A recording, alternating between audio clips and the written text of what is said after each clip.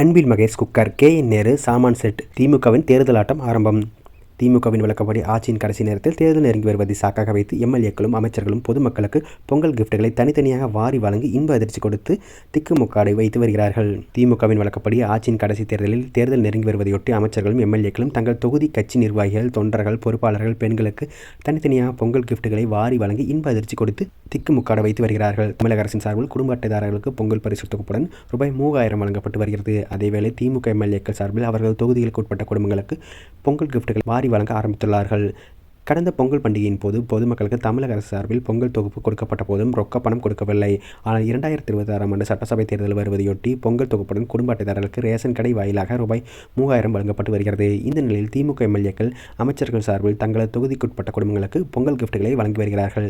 பள்ளிக்கல்வித்துறை அமைச்சர் அன்பில் மகேஷ் பொய்யாமொழி தனது தொகுதிக்குட்பட்ட மக்களுக்கு விலையுயர்ந்த சமையல் குக்கர், சர்க்கரை, நெய், கரும்பு உட்பட பொங்கல் தொகுப்பை கூப்பன்கள் கொடுத்து வாரி வழங்கி கொடைவள்ளல் தலங்களை காட்டி வருகிறார்.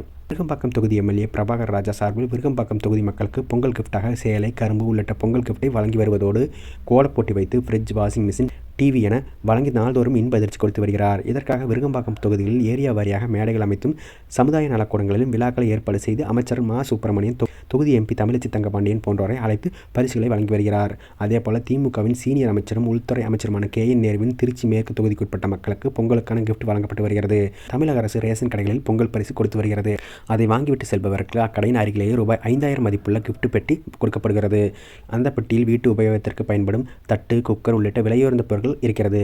சட்டமன்ற தேர்தல் நெருங்கி வருவதால் தமிழகம் முழுவதும் உள்ள ஆளும் கட்சி எம்.எல்.ஏக்கள் அவர்கள் தொகுதிக்குட்பட்ட பொதுமக்களுக்கு தங்களது சொந்த பணத்தில் பொங்கல் கிப்டை கொடுக்க திட்டமிட்டுள்ளதாக கூறப்படுகிறது.